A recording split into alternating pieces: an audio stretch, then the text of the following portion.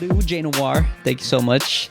In the Flex podcast. Happy to be here. Yes, sir. Yes, sir. So I always like to start off by introducing yourself, who you are who you are, why the name, where you coming from. Got you. Well, I'm Jay Noir, coming out of Houston, Texas. I'm a multidisciplinary artist as well as a budding entrepreneur. So I do photography, videography, graphic design. I make clothes. I make music.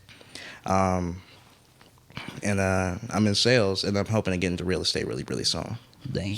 You got your plate full, in other words. Big plate. Very full plate. But hey, Thanksgiving around the corner for me. I don't know when this episode's going to come out. Thanksgiving around the corner, so I got to eat well. Got to pack up my plate. Got to pack up my plate. So I got to ask, how can you differentiate lifestyle in Houston and in Laredo? Oh, man. Houston, I hate to use this American-ass term, but it really is a melting pot of culture. Yeah. So, it's a city. It's a metro area. You're going to get everybody coming in there. Everybody's trying to come to Houston, the big city in Texas, to make it big. It's going to be like cities like Houston, Dallas, Austin, San Antonio. Houston probably got the most diverse and the most ingrained at the same time culture out of all of those states, being in the down dirty South. Even though, I won't say I was never, from the trench or anything like that. You get to it starts to spill over just into your everyday life from people who that was down there in places like, in the wards, in A-Leaf, and places like that. It just starts to spill over into the suburbs, starts to spill over into the inner city, downtown, Galleria, and it all blends together. So you got this very rich culture from all different races and all different backgrounds, all different artistic disciplines, especially as a creative. You get so much inspiration over in Houston. Laredo, it definitely was a culture shock first time I came down here because, first of all, everything is just so much closer together. Yeah. Everything, literally, we went to go pick up some food. It was literally down the street. If you want to go to, a fancy sort of, upscale spot, you got to drive an hour, dodge traffic, and then try and do that hour back. And even then, you're going to have a hard-ass time finding parking. Yeah. It's a big thing. Especially, I feel like in Houston, the way I remember it is something's always going on. Oh, always. All the time. A lot of my friends always seem like, oh, this part's dead. It's dead. Ain't really nothing to do. It's because you ain't looking. You're not looking. Yeah. You just have to be tapped in, or you have to at least be looking for it. You can't be just trying to do the basic stuff. Obviously, if you're trying to go to a hookah lounge, there's going to be hookah lounge around every corner, and that's going to get dead soon. So if you're looking for something and you're trying to find a new experience, you'll find it in Houston. You just got to actually put in the effort to try and find it. Gotcha. What are some of the things that you like doing over there? Things that you have over there you don't have here in Laredo? Shit. Probably some everything. Nah, because I don't want to put the city on blast. Because I'm still very much a tourist. I'm still learning new things about Laredo every single time I come down here. Whenever I come down here to do business, I'm always meeting new people. I will say, I palate really well to the ladies over here. I will say that. I get a lot more matches down in Laredo than I am in Houston. I'm a much hotter commodity down here. But nah, it's a lot of love. Let's see. Just being able to just go out downtown and being able to run into figures, being able to network. There's always gonna be someone at the Galleria. Mm-hmm. There's always gonna be someone downtown. You're gonna drive the corner and someone's going to be filming a music video. Yeah. Someone's going to be out there car selling T-shirts. Yeah. Someone's going to have business cards. Someone's going to always have a hustle and stuff like that. So it's just a very easy spot to network, form new connections, meet new people.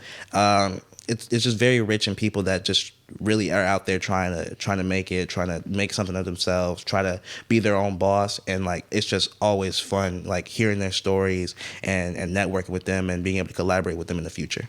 And now that you mentioned the Galleria, did you ever cross paths with any artists? Any mainstream artists? I mean, yeah, obviously, I didn't really walk up to him because we were just doing our own thing. But Sauce Walker, whenever he was always in the Galleria, big Houston legend. He tore apart his BET's. I saw that, man. It was good. Whole lot of stuff all the Houston malls. When I was young, one of the earliest celebrity encounters I had, if y'all remember the N1 streetball team, Hot Sauce and Spider. Hot Sauce and Spider. Just walking around. This wasn't even the Galleria. I don't remember if this was First Colony or Katy Mills Mall, but it was a mall out in the suburbs. Uh-huh. It wasn't even the Galleria. So they just all over just doing their normal ass shopping. There's always someone who done something or do something or know something in Houston. Damn. Yeah, because the Galleria is more where you see more of the celebrities type. I mean, that's more the place to go. That's where you got all the luxury stores. You got the Louis store, the MCM, the Prada, the Gucci, all the stores on the third floor. So yeah, a lot of them like do that. A lot of people that's like in the underground trying to get their come up. You'll see them in Neiman Marcus, Saks Fifth, all that type of shit.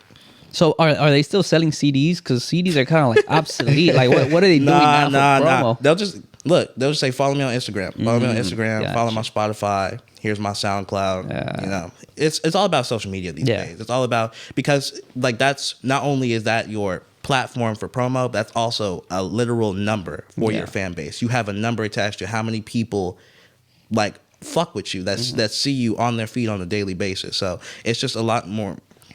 I think if you see someone selling CDs in this age, they're trying to relive the glory days. Oh yeah, they're definitely like, they miss the days of nappy braids, Meek Mill, of Kendrick before he signed to Top Dog and all that. Like it's a staple for the history, but it's not something that can be repeated in this modern era because things have just changed way too much. Things have gotten way too, like we were talking about, just it's too viral. Like TikTok clips, Instagram Reels, Snapchat stories. That's all people look at these days, and that's all that's going to grab their attention. Because why would they pop in a CD? Most people don't have a fucking CD player on it. Cars don't have CD players. Don't have CD players. They're not going to pop in a CD. They're going to say, "Who's got the aux?" Yeah. Who's got the aux? Yeah. Put your Spotify playlist on. Who's got the aux? Talking about TikTok, do you have TikTok? I've just recently, in this past like maybe 6 months, started to get into TikTok. I wasn't really into it at the beginning because I just really didn't want to see a whole bunch of white kids dancing the Renegade.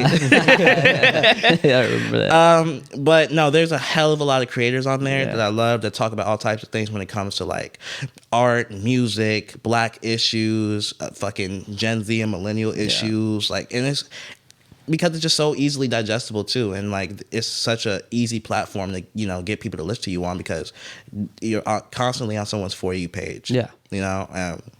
It's like a breath of fresh air, right? Like it really is, because you don't see too much of it, but like little clips that get you caught on. I thought it was gonna die. I thought it was gonna die the same way Vine did because it's just like, oh, it's so short. It's so short. Like who's gonna?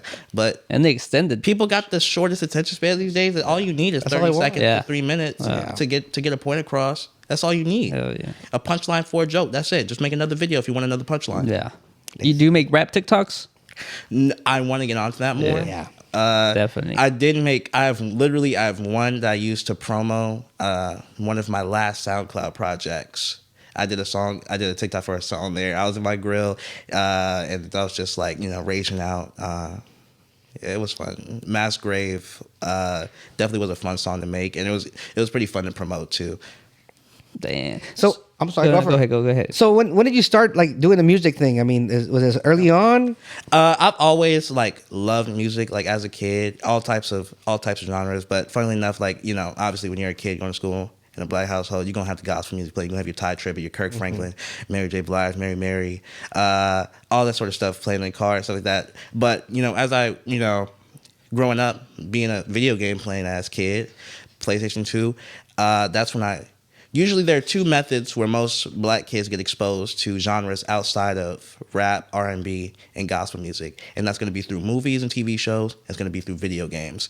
And I first discovered all different other types of genres of music, specifically rock, was WWE SmackDown 2007. When I got introduced to 3 Days Grace and Nonpoint on that soundtrack. And I was just like, this shit goes fucking hard, bro. Like Bullet with a Name on it, Animal Like Riot, like...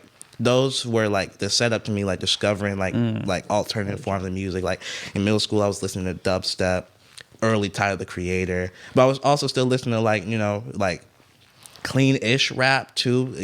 I was listening to Diggy Simmons, Jaden Smith. I was on a Jaden Smith like way early on in his career when he was making his first mixtape, and he still had the flat top, looking like Fresh Prince Jr. Yeah, he was one of the first artists I bought merch for from his clothing line Misfits Rep, and I still have that shirt to this day. I rarely wear it because that's just like a grill to me. Yeah. So as I got older, 2016.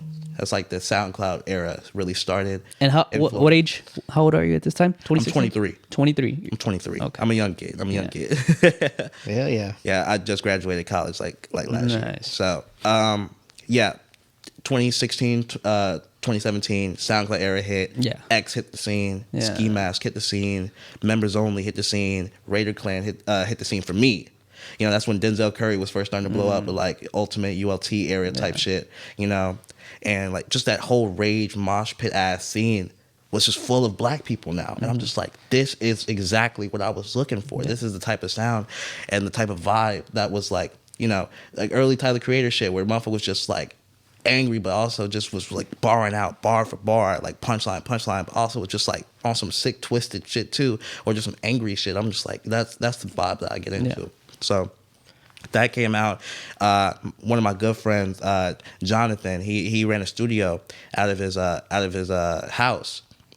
Still does now. Outbound Media, love, great shit. He was my first producer. We had known each other in AV class, and I had known his brother because we were all part of the same friend group. You know, we started to all sort of meld together in our friend group. So we go over to his house, like junior, senior year. Senior year was when it really started, for real. And we just started just recording shit, hanging out, having a good ass time, just for the fun of it. Posted on SoundCloud, not really with the intention of like blowing up, but like me and my best friend, my best friend Wolf, we just knew that we had some skill that a lot of niggas in our high school, because not a lot of niggas in our high school were making music, and if they were making music, it was kind of, there were some good ones though, like. There was a dude that went to school who was older than us, Jemiah. He went by Fire Maya and go by Monster Maya now. He was like one of the people in our high school. I was just like, this dude makes fire ass music. I want to make some fire ass music. So we would just record SoundCloud. that first song, we were so proud, but I archived that. Like, that usually happens. Your first track is always like not that. Yeah. I mean, and at this point, you're writing your own lyrics. Oh, always writing Okay. our own lyrics. We would freestyle to the beat to get a feel for it and write more onto it. Gotcha. Freestyle to get a feel for it, write some more. I'm not the type to be just like, oh, I'm off the head, off the dome. Because like, no, I like to get my thoughts across. So Yeah. I'm definitely a writer. I've always been a creative. I like to write short stories and shit like that. So I was definitely writing, penning stuff down. And like, we were just having fun with it. We were just enjoying it. It gave us an excuse to hang out, see the homies. You know, we was eating, laughing, shit. We record in the studio, go play some fucking video games or talk about the UFC fight, or go in the garage and hit on the heavy bag and shit like that. So it was just a hangout for us. We were having fun with it, and that's why I enjoyed it so much, because it wasn't like we were focused on like blowing up. It was, we enjoyed it. We were just having fun, and we still do to this day whenever we get the chance. I think that's the best time when everyone's together making music. Like you said, it's more like a pastime, not really a job type of thing. Now, you mentioned you do a lot of writing. How about the freestyle? Freestyle, like, yeah, I definitely do freestyle time, just like I said, when I'm getting a feel for a beat, stuff like that. Not freestyle like for fun as well, but obviously it's not gonna have the most like substance to it. So like, I'll freestyle and then I'll get like a good punchline. I'm just like, that's hard as fuck. How can I fix this up? Yeah. So I can You can write it down and and stuff like that. So I mean, freestyles and off the domes are a little different to me, and I think that's the sort of attitude that a lot of people have in this day and age, where freestyles, like, it's literally just a free verse you already have in your head or you've written down that you put over any beat. You're freestyling over that beat, that cadence. You don't have a particular beat in mind for it. Style off the top. You can come off the top like Black Thought, like Kendrick. Yeah. Then that's pure skill, and I can confidently say I don't come close to any of that. Like, I have fun with it. I can make a few like little funny bars and shit like that, but to actually like paint stories within the milliseconds of those 4 counts and stuff like that, that takes a crazy amount of just like literary flexibility, as well as literary control, being able to actually control that story and not just let intrusive thoughts fly to your head, like, oh, what rhymes with this? What are your top 3 favorite rappers of all time? Ooh, top shit. 3. Top 3. Oh man. Okay, so I'll break it down into eras. So we go to old school. I won't say old school. I'll say, like, 90s, early 2000s. DMX for one. Sort of like the middle era, like the 2000s, like 2010s-ish or something like that. I mean, I was heavy into Lil Wayne. Yeah, I was thinking Lil Wayne. Yeah, I was Bro, mentioning him. I had truck fit. Hell yeah. I wanted to skateboard. I was wearing truck fit and stuff like that. You know what I'm saying? And obviously, newer age, because Yeah, it still is. Jaden Smith. James Smith. Jaden Smith for sure. If we're talking just straight rappers, Yeah. we're not talking about trap metal artists, mosh pit. Just straight up rappers, Jaden Smith. P doesn't get as nearly as much credit as he deserves. As a rapper, as a humanitarian, as an intellectual.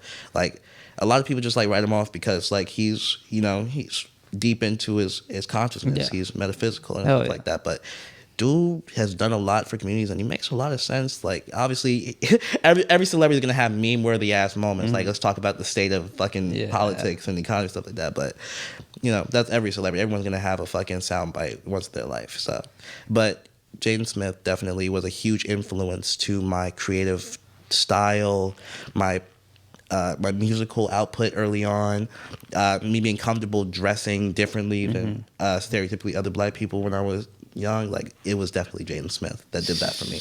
Awesome. I mean, Lil Wayne, I think is probably the most influential artist. I would say Easily best. If you're talking straight lyricism alone, nobody is touching Lil Wayne. change the style. He said he brought the skateboard out. I mean, when he had that little documentary type thing where he was in a skateboard, he had a skateboard ramp in the back of his house. I mean, that changed the culture like big time. Where a lot of artists, even as myself, I was just dedicated to rap. I mean, he opened up a lot of different things, and he did the Drop the World, and he would do a whole rock band and the whole thing. I mean, that guy was like ahead of his time. You gotta think it for a long time. In black culture, it wasn't cool to like quote unquote white shit, skateboarding, skinny jeans, fucking rock music. That wasn't something that was like you was the outsider, you was the outlier if you did that shit.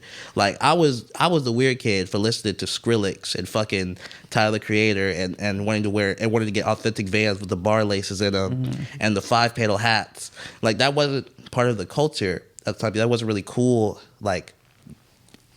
In general, to be doing exactly until bigger artists started to come along and sort of take that style for themselves and sort of be like, yeah, this is what I've been interested in since a long ass time. But now, since I have a platform, now that I have a fan base, I feel comfortable enough to share that with you now. Yeah, and I think that's what really started that shift. Lil Wayne was like on every track, like. He was featured on every. He was on everything. Remixing everything. Cover song. Was he not on which rock band was he on? Because I know Kendrick was with Imagine Dragons. Okay. He did a song with Imagine Dragons. I'm trying to remember what band Lil Wayne featured for. He's done a few in discography. I'd have to go back and look, but doing stuff like that. Features with rock bands. Like people forget that Run DMC did that shit way back in the day. Yeah. Remember that song "Party Like a Rock Star"? Oh I mean that was a big. It's in the name. It's in the name. Exactly. So yeah, definitely. So and when it comes to, do you make rock music as well? I make a genre called trap metal, mostly. So trap metal is basically like if heavy metal and alternative and punk sort of had a baby with like aggressive rap, horrorcore, and stuff like that. It's basically just like if you gave Slipknot an 808. Wow. Or, it's mosh pit shit, but it's also like, with a little twist to it. And I love it so much. I love like that raise of aggression, like groups like City Morgue, super big. You got like Scarlord out of London, out of the UK, do stuff like that. You got people like Kill Station, fucking just all those type of artists that way. It's just like it's the energy, it's that rage, that release that you just get out there, and it's just I love it. I find it addicting. I'm not the type to like listen to sad, depressing ass music like or anything like that, like low energy songs. Like, nigga, life is great. Nigga, I'm on top of the world. I'm a boss right now. Why the fuck do I want to listen to music that make me feel like a victim? Like I just got just taken out the way. Like niggas going like I can't listen to Rod Wave like at all. I cannot listen to Rod Wave at all. Like opening up an album like, do you ever feel worthless? It's crazy to me. No, I don't feel worthless. I feel amazing right now. Why are you listening to this at 8 a.m. in the morning? This is how you get your day started? You didn't wake up on the wrong side of the bed. You put yourself on the wrong side. Yeah. Like that's you exude the energy that you intake, and I'm just like, I'm not gonna listen to shit that makes me feel like everybody's against me, like the world's against me. I want to listen to shit that makes me feel like that I control everything. Like I will constantly succeed. I will make everything I touch turn to gold. I agree, and I like his singing voice. He has a deep. He's a beautiful singer. vocalist. Hell yeah! It's but just, fuck, every track is just like why, sad. bro? Therapy, please. For real. And speaking of therapy, I mean, I believe in a lot of music therapy. So like what you just said right now, you hear a lot of the type of music, it's gonna bring you down. The same way when you pick something that's uplifting, it's gonna change your mindset a whole But I lot. will give them this. For them, it probably is therapy because they're just getting all those negative Yeah. emotions out. But they also got to think about the application, like when that's being put on someone else. It's out to you, but they're intaking it. It's an exhale, inhale sort of scenario. Yeah. Like obviously, I'm exhaling when I make trap metal. It's rage music. It's anger. It's violence. It's the dark thoughts that cloud up. I'm not gonna talk about on a daily basis. I'm not gonna talk about fucking pistol whipping some dude because he fucking stepped on my foot in a regular day life. I'll end up in a jail cell quicker than anything. But just getting those emotions out is definitely therapeutic, and I love it. Just being able to just let it all out on the microphone, so. And what do you do to kind of like motivate you to write? Like, let's just say you're gonna write. What are some of the things you do to pump you up, get you in that writing process mode? I just personally, if I find a beat that I like and it just speaks to me, and I just start playing the 4 count in my head, and I just get into that space. So even if they pause the music, I still have it in my head, and I'm just thinking about how it sounds, that pacing, that 3, that 4, and I just go off. I just start writing. Like I don't never have to psych myself up to write. If I know for a fact like this beat's hard, I need to do something with this. This needs to be used. So it's always just like if you put something in front of me and it's fire, I'm gonna have something to it by the end of the day, if not the end of the week. I'm gonna make a few drafts, revisions. I may not be happy with it fully. I might make a few changes, but I'm definitely gonna start pouring out all my notes on my phone immediately as soon as I know that a beat is hard. Have you ever had that beat that you just can't complete a full 16? Oh, all the time. Yeah. All the time. Because like obviously if you got a lot of producers that want to play like the popular shit, Lil Baby, Rod Wave, all this type of sounds, and I can't get behind that. Creatively, I cannot get behind it because it's just not. It's not my pacing. It's not my style. It's not my style. I consider myself a pretty versatile person. Like I'll bar out on some JID, J. Cole, freaking beats. I'll go on some old school boom bap Wu-Tang beats. I fucking love the new wave that's coming with cocaine rap out of like New York with Griselda and shit like the fancy shit with Rock Marciano and the Alchemist. Like those beats are beautiful as fuck to me, and it's not my usual style at all. But like I find it's hard, so I think it's dope. So I'm gonna find a way to sort of like fit onto that beat. Yeah. I'm gonna find a way. If I like it enough, I'll get on that shit and I'll try to make it work. But if a person plays something that's like, okay, I don't listen to NBA YoungBoy. Yeah. I know I'm gonna get a lot of hate. If this hits the wrong audience, I'm gonna get a lot. I'm gonna get a whole lot of L YoungBoys better in the chat for that. I swear to God, it's gonna be insane. But like, why are you playing me a YoungBoy beat if you know that I don't rap like that? Why are you playing me like a Lil Baby beat if I don't sing song rap?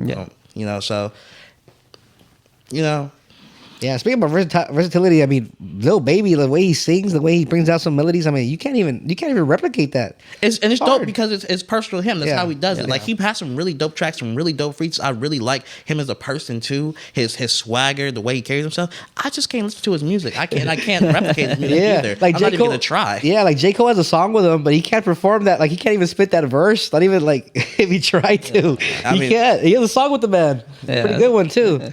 Yeah, it's all about the punch-ins, definitely for some verses, and I respect it though because I mean, obviously, like that's one of the beauties of platform like rap. You are allowed to punch in. You can't punch in on a note on some Taylor Swift, Mariah Carey shit. You can't stop mid A sharp and just be like, all right, cut it there. We'll take it from right there. No, but you can always like cut mid verse and be like, because also letting them punch ins be like, yo, let's switch it up right here because I'm not feeling this verse here. What if I said this instead? And you can make a better song that way. So I'm never mad at the idea of punching in. I'm mad at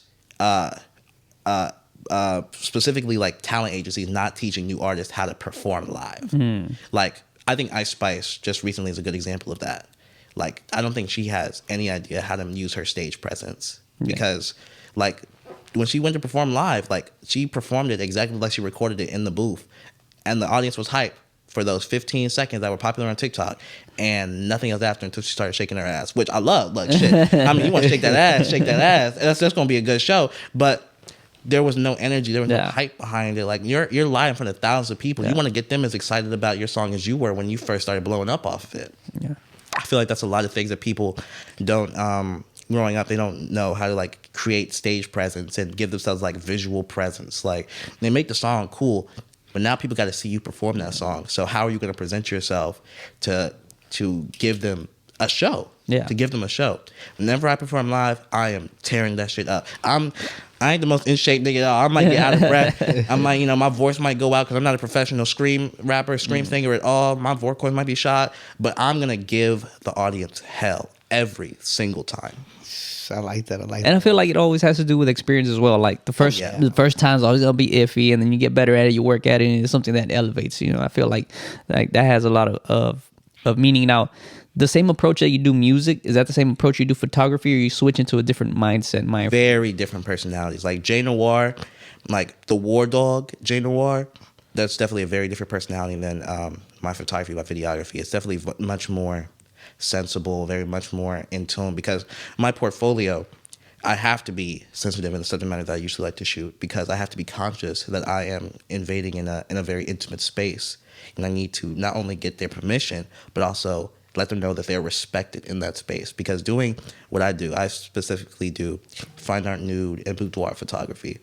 So that's a very vulnerable and intimate space for a lot of models, male, female, non-binary, of any gender expression, because that is your rawest, most intimate self. That to have that on camera and to trust someone, especially a straight man, with that vision after that privilege and responsibility has been abused so much in the past. You really have to work to gain that trust and to build that relationship, to let them know that all we're doing is creating art. You are art. You're respected. You are an equal in the situation.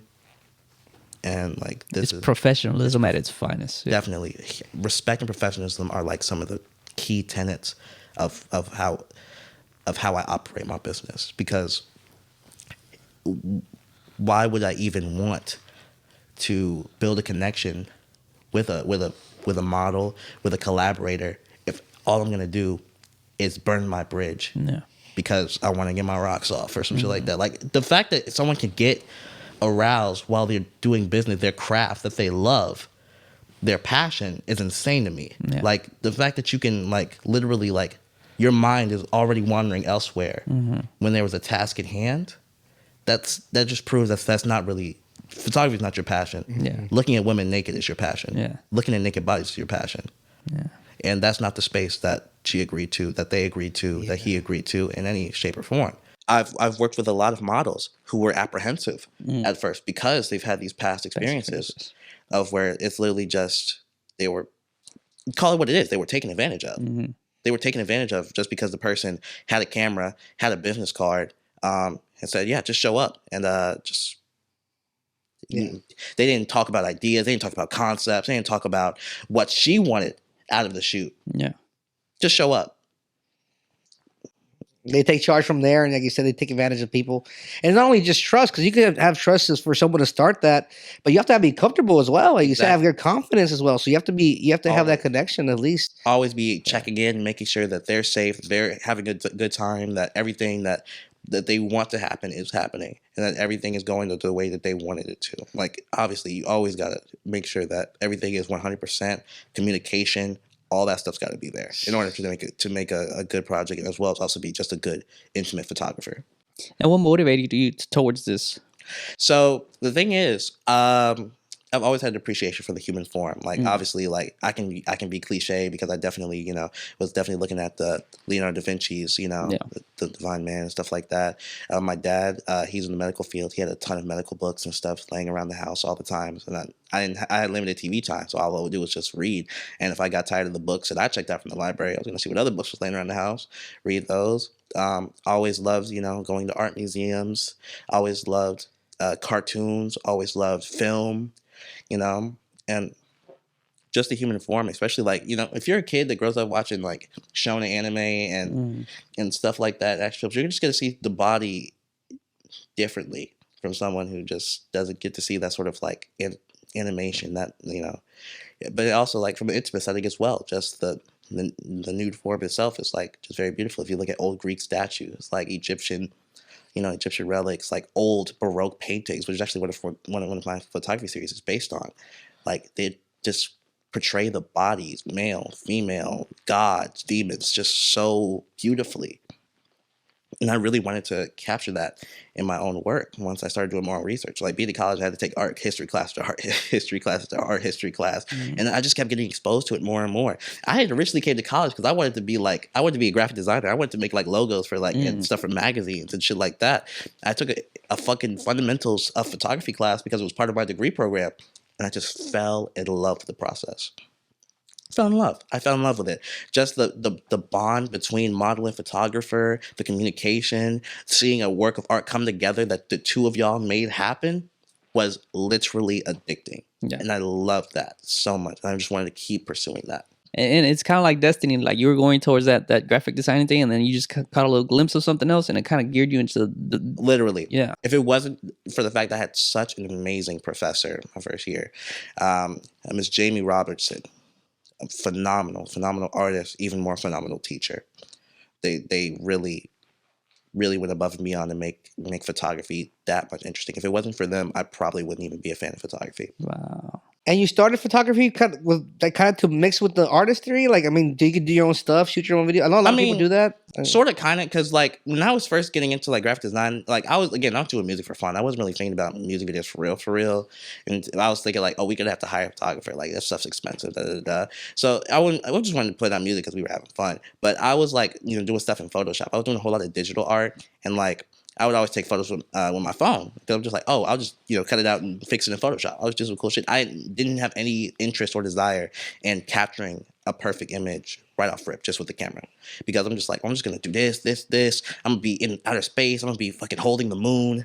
I'm gonna have a halo with some horns, some Photoshop. It's gonna be great.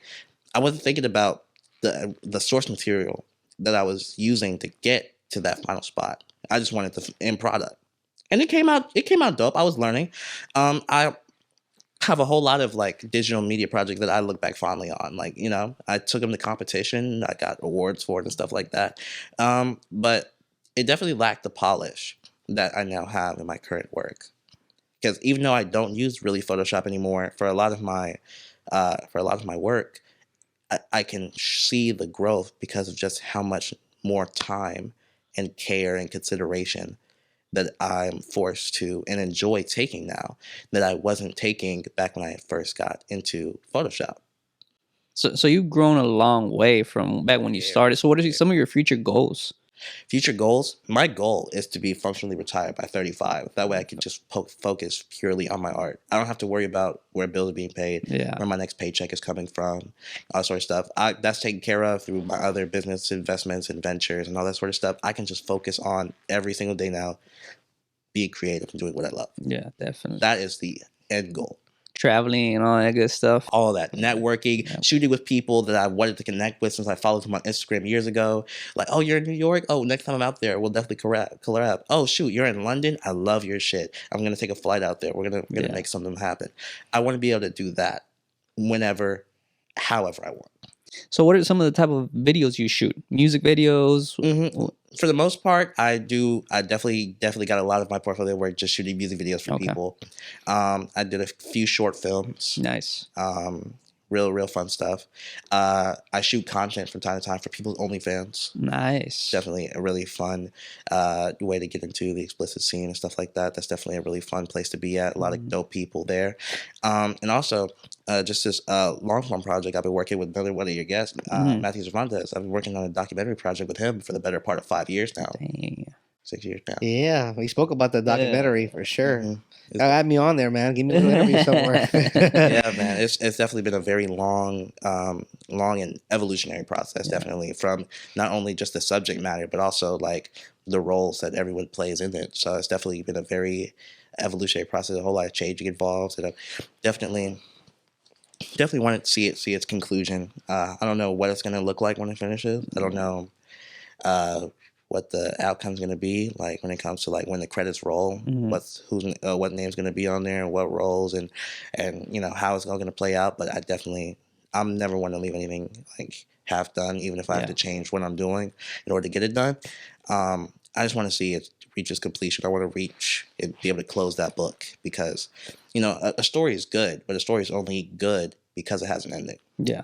Definitely. Yeah. Has to have a good ending, right? Has to have an ending. Doesn't even have to be a good ending. Doesn't have to be a happy ending. It just needs some sort of conclusion to give you that that finality, like, so this is how it all comes to a close. Yeah, that's the worst thing when you're watching a show or a movie and like, what? It's over? What the hell? Not even a cliffhanger. Some movies just end like just randomly. I'm like, what the hell happened here? Fucking worst 2 hours of my life. Wasted. So we talked about some of your passions, but what are some of the things that you do to kind of like de-stress from everything?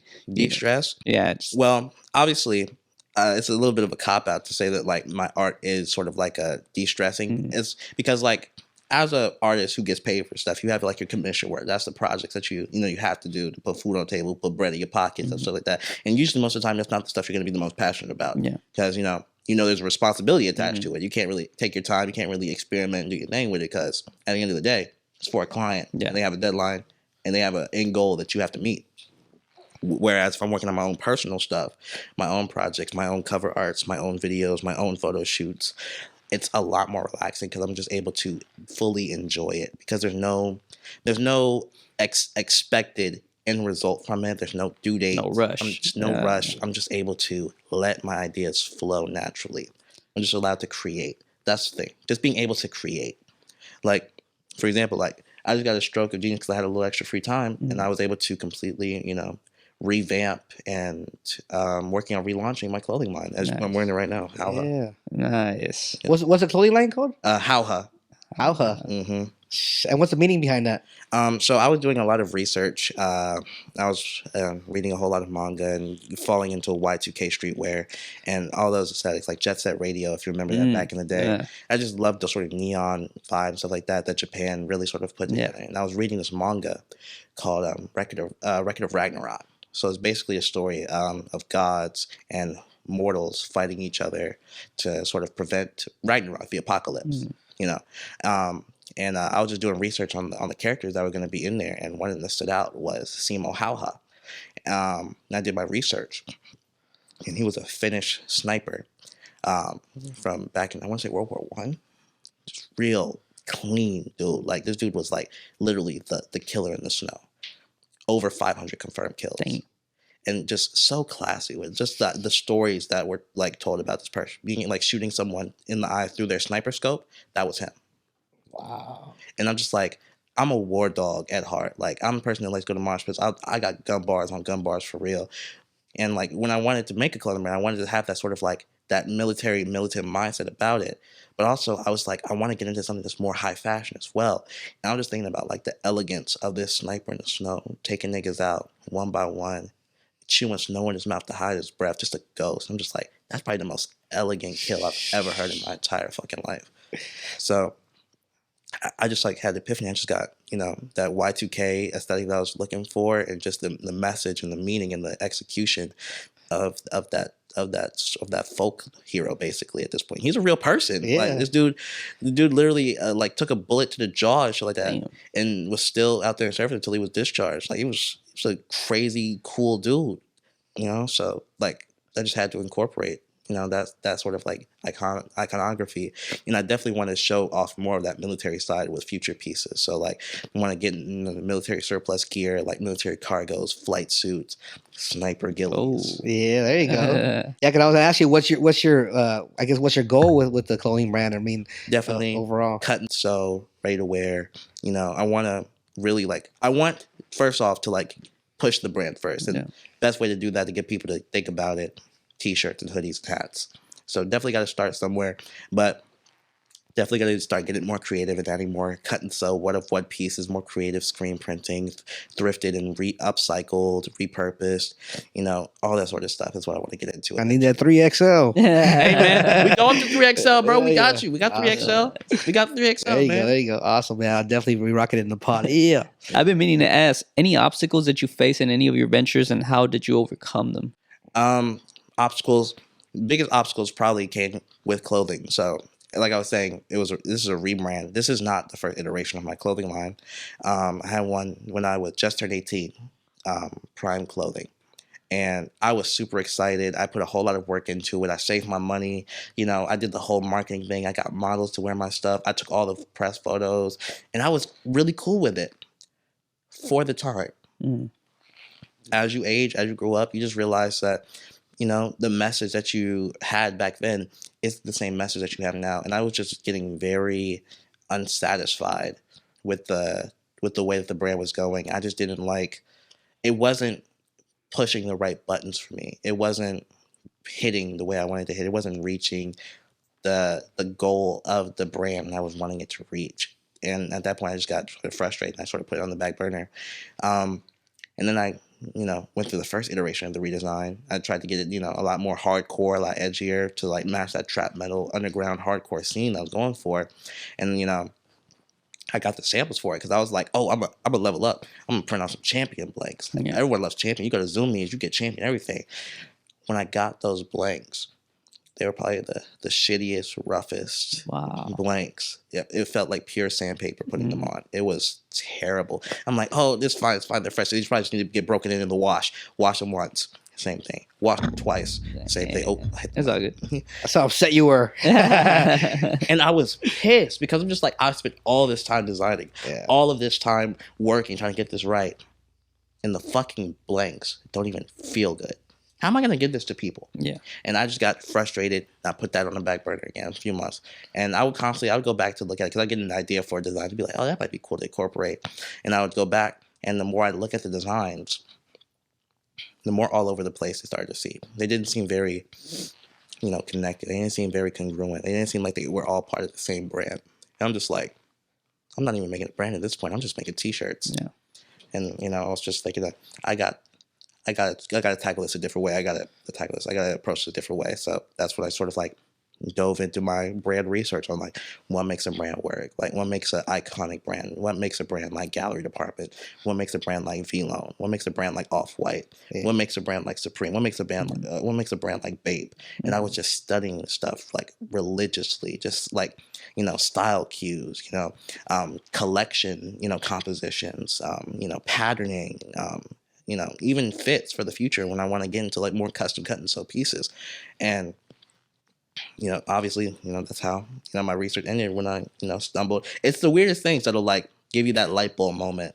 And I never thought that it was going to be a manga about gods fighting humans that was going to inspire me at 3 a.m. just fully redesign my entire line. Wow. Awesome. That's amazing.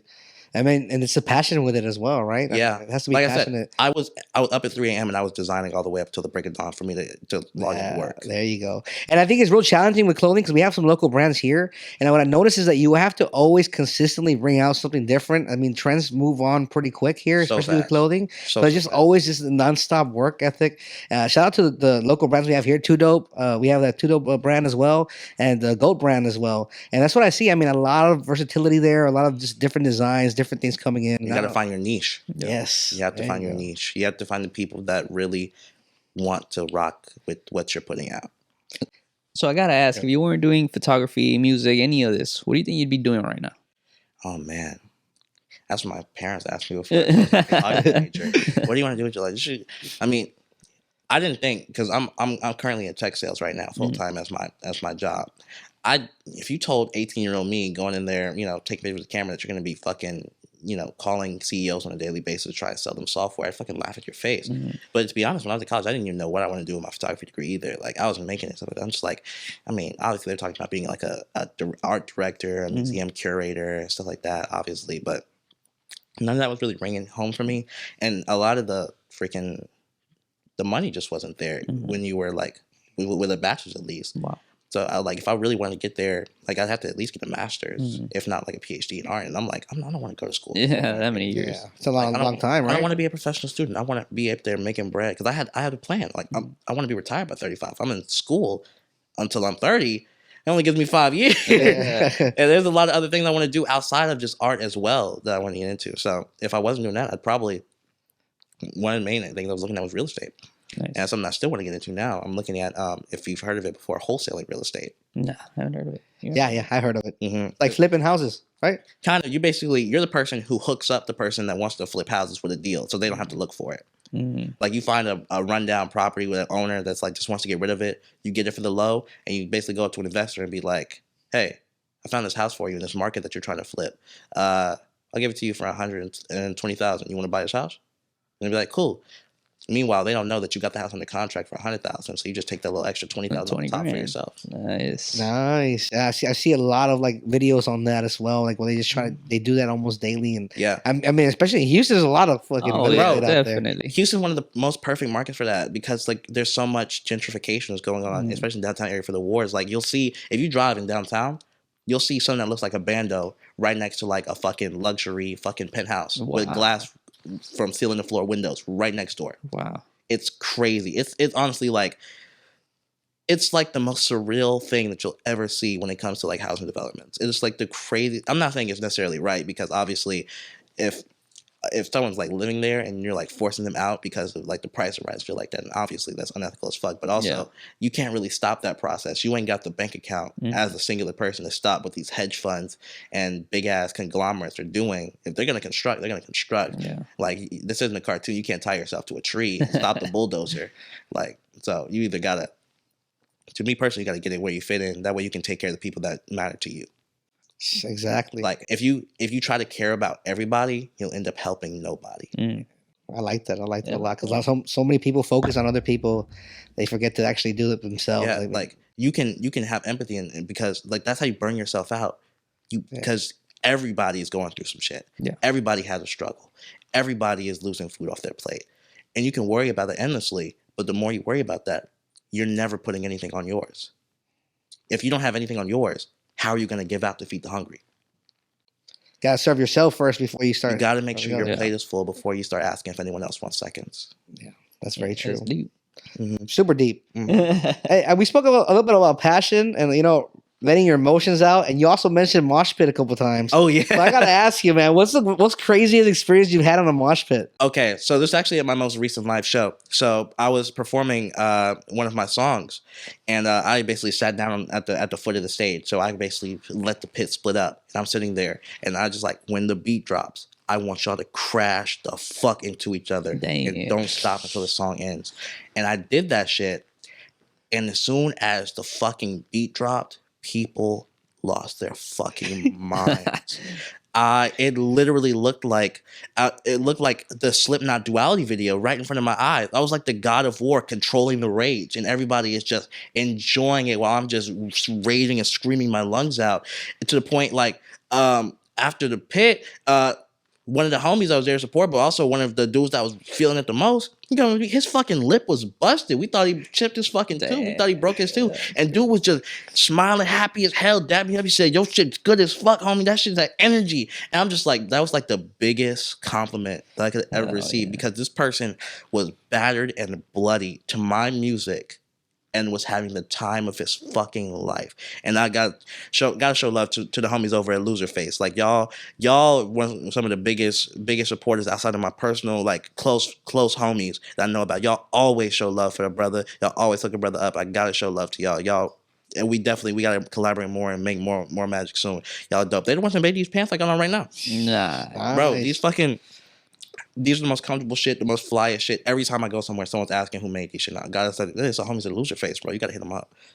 Loser Face. And they got a store, or what exactly do they? Yeah, they got an IG. I think they got a website too, or off their page and stuff like that. Right now they're doing like a whole lot of screen printing shit too, and it's dope. I still need to give me a pair of them jeans, bro. Them jeans are hard as shit, man. And going with your clothing line, where can they find that if they want to purchase a shirt or check out your new clothing line? It's currently under construction right now. Gotcha. It's currently under construction, but by the time this goes up, I'll probably have a link for you to put it. We'll put it on there for you. So definitely I'll be able to check the description. The description. So before we head out, J Noir, we like to end the segments with motivational advice, anything that you want to let your viewers know, any positive messages, phrases, something that kind of helps you. One, victim mentality is overrated. Fucking, if you got a problem with someone, curb stomp them, physically or metaphorically. Actually, you know what? The RICO charge is crazy. Let me not. I am not promoting assault in any way, but I'm saying take control. Like, I know that it's gonna sound like real cocky with people that have real issues with like, depression and mental health and stuff like that. I'm not talking about those situations. I'm talking about the situations where your boss is giving you a hard ass time, or you think your parents are getting on your ass and they don't care about you the way that you want to be cared about. Stop trying to seek approval from people who don't give a fuck about you. Get approval from yourself. That, and don't take any financial advice from any nigga that's broker than you. Yeah, definitely. That's true. Definitely. J Noir, thank you so much. Happy to be here. We're going to drop this soon. Make sure to follow music, photography, Inflex, J Noir. Never let your rage die. Yeah, get it. This shit's a miracle, top tier material. Cali special coupe.